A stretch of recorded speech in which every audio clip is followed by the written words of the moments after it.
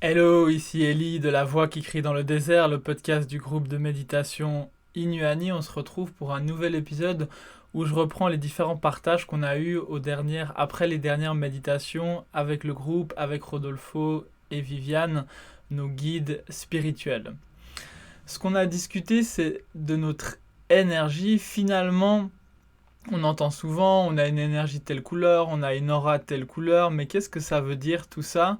En fait, selon notre attitude, selon notre degré d'évolution, on va émaner différentes couleurs. Donc ça peut être différent selon les stades de notre vie, selon les périodes dans lesquelles on est, et c'est aussi notre évolution qui va déterminer ça. Par exemple, Rodolfo, lui, il parle du fait qu'il a une énergie dorée et du fait qu'il a eu des expériences qui l'ont assez réalisé pour qu'il puisse émaner cette énergie et qu'il nous la partage avec nous. D'ailleurs, c'est une couleur qu'on ressent aussi dans nos méditations. Ça nous arrive parfois de ressentir cette couleur dorée et ça veut dire qu'il y a des choses qui sont en train de se passer au niveau de nos différents paramètres de notre nature qui fait qu'on peut percevoir cette couleur. Et je rappelle que progressivement, ce qu'on recherche au travers de la méditation, c'est pas nécessairement de ressentir cette lumière dorée, cette lumière argentée, les différentes couleurs. Tout ça, c'est agréable, ça nous fait du bien, c'est des bonbons que la divinité, elle nous donne pour nous donner envie de continuer sur notre chemin d'évolution. Mais au final, ce qu'on recherche, c'est bien d'être non pas spectateur. Quand on est spectateur, ça veut dire qu'on est en train de ressentir cette énergie, qu'on a l'impression, waouh, j'ai ressenti cette énergie dorée, mais finalement, on est cette énergie dorée au fond. Alors comment devenir acteur, comment être à la source de cette énergie, d'où elle émane, et c'est ça qu'on doit comprendre au travers de notre méditation. D'ailleurs, vous pouvez essayer de faire l'exercice dans votre prochaine méditation. Quand vous ressentez une lumière, essayez de vous poser la question, mais d'où elle vient? Est-ce que j'arrive à être un peu plus acteur et un peu moins spectateur de cette énergie? Et vous allez voir que si vous êtes prêt, il y aura une expérience qui va arriver, mais même peu importe votre niveau de, de comment vous êtes prêt, vous allez ressentir quelque chose. Il y aura un changement de perspective qui va vous faire vivre un micro bout d'expérience. Et ça, c'est le début, c'est pour nous mener à la réflexion et comprendre progressivement comment rentrer dans cette lumière. Je sais que ça peut paraître quelque chose de complètement farfelu, même moi des fois je comprends pas ce que ça veut dire et j'ai pas vécu une expérience qui m'a fait comprendre que je suis acteur de cette lumière, mais j'ai vécu des soubresauts d'expérience qui qui fait que j'arrive à comprendre à mon niveau ce que ça veut dire et comprendre aussi que c'est ça que je recherche finalement. Au travers de notre évolution, comme je le disais, notre couleur, elle évolue. Et Rodolfo, il parlait du fait que Viviane, elle a une énergie qui est argentée. J'ai déjà vu d'autres gens qui sont dans un processus d'évolution, qui ont des énergies de différentes couleurs. Rodolfo il nous a partagé l'expérience qu'il avait eue avec une entité dans son temple. Il nous l'a déjà partagé, je l'ai déjà expliqué en podcast. Je vais la redire succinctement. C'est Rodolfo, une fois, qui a remarqué que dans son temple, il y avait une entité qui était complètement obscure, avec simplement des yeux argentés, qui a demandé si elle pouvait méditer avec tous les gens et Rodolfo dans son temple, dans son ashram au Pérou. Rodolfo, il avait eu un petit peu peur, mais bon, il a l'habitude d'avoir des expériences particulières et du coup, il a invité cette entité à rester.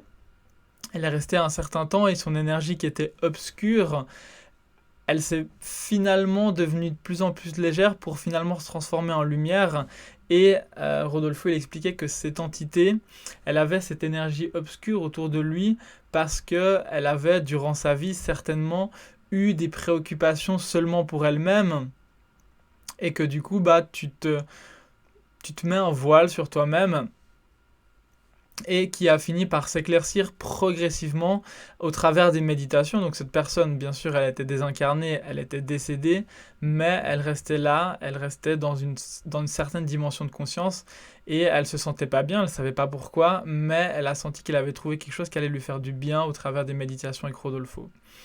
Et en effet, donc cette entité elle est devenue lumineuse, et Ce que Rodolfo il nous a expliqué, c'est que toutes nos attitudes, toutes les émotions qu'on a, ça crée comme une cape dans laquelle on se met nous-mêmes, et ça peut être de l'obscurité ou de la lumière, et pas que l'obscurité ce soit mal. Donc on sait que la lumière et l'obscurité, ça fait partie de la dualité, de la troisième dimension, et qu'à un certain niveau, il n'y a pas de bon, il n'y a pas de mal, on arrive à réguler tout ça, mais tant qu'on n'a pas la maîtrise, on se met dans une obscurité qu'on n'arrive pas à maîtriser. En général, c'est en s'inclinant aux choses matérielles, en étant plus égoïste, toutes ces choses-là, tous nos penchants qu'on a d'ailleurs de l'humanité en général, elle est plus inclinée à cette période, à la période dans laquelle on est plus incliné à l'obscurité.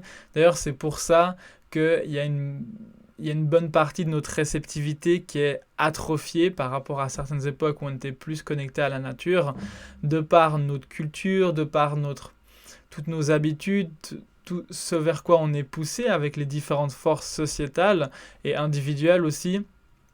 On se met une obscurité qui fait que notre réceptivité, on doit la retrouver, la retravailler. Ça dépend encore des personnes, des genres aussi. On sait que les femmes, elles sont beaucoup plus réceptives que les hommes de base. Mais ça encore, ça peut varier.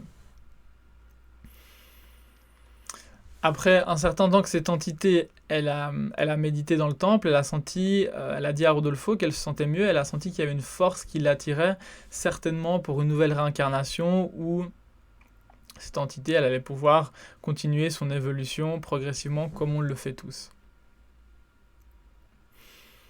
Au travers de nos méditations, on apprend à maîtriser donc les différents éléments dans notre nature. J'ai parlé souvent d'amour, de plaisir et de désir parce que c'est les forces les plus puissantes dans notre organisme et c'est celles qu'on peut utiliser pour aller directement à la non-dualité, donc vers la spirale dorée d'évolution. Mais bien sûr, il y a énormément d'autres forces dans notre univers cellulaire, dans notre univers intérieur, et il y a aussi tous les éléments de la nature, le feu, l'air, et apprendre progressivement à réguler tout ça. Quand on est en méditation, par exemple, des fois on ressent de la chaleur, des fois on ressent du froid. Comment est-ce qu'on va apprendre à réguler tout ça? Pour l'instant, on est, comme je l'expliquais tout à l'heure, on est seulement spectateur, mais progressivement, apprendre à maîtriser ça, c'est ça ce qu'on appelle la magie qui se déroule, la magie des énergies dans la dualité. Il y a une participante qui posait la question, qui sentait qu'elle captait certaines fréquences pendant la méditation. Et Rodolfo, il a partagé que des fois, dans notre méditation, parce que notre cerveau, c'est une antenne, on se connecte consciemment, la plupart du temps inconsciemment, bien sûr, à certaines fréquences, et des fois on peut se connecter à des appels, à des gens qui sont en train de faire des appels téléphoniques, et on peut entendre certaines choses du fait que on a une antenne et qu'on arrive à capter certaines informations. Bien sûr, c'est pas comme si on était au téléphone avec la personne, ça prend une autre teneur, il y a d'autres choses, mais des fois il peut y avoir des choses vraiment étonnantes et remarquables. Sinon, le fait qu'on se sent bien pendant la méditation, je dis toujours que c'est pas quelque chose qui est à rechercher, mais bien sûr que c'est quelque chose qui fait qu'on continue à évoluer, c'est quelque chose qui est déterminant, qui est significatif et qui est très important. D'ailleurs, le fait qu'on se sente bien dans le groupe, le fait que quand on médite, on vient et qu'on se sent bien, ça va faire que progressivement, notre entourage va sentir que ça nous fait du bien et ça va se propager. Ça va s'étendre du fait qu'on a ces particules, ces activations, ces vibrations. Elles vont aussi faire vibrer notre entourage, tout ce qui nous entoure, et ça, c'est un processus qui est absolument normal. Je vous remercie beaucoup de m'avoir écouté. Aujourd'hui, j'ai l'impression que c'était un podcast qui était un peu plus court que les précédents, mais ça fait du bien aussi. Je vous rappelle que si vous ne méditez pas encore avec nous, tout ce que je partage ici dans le podcast, c'est pour amener à la réflexion. Ce n'est pas des choses qui vont nécessairement nous faire évoluer. C'est la réflexion et c'est ensuite l'intégration au travers de nos expériences qui nous arrivent en méditation ou pas, qui nous font qu'on arrive à évoluer. Si vous ne méditez pas encore avec nous, je vous invite à nous rejoindre. Vous pouvez simplement cliquer sur le lien qui est juste en dessous et venir essayer une méditation avec le groupe.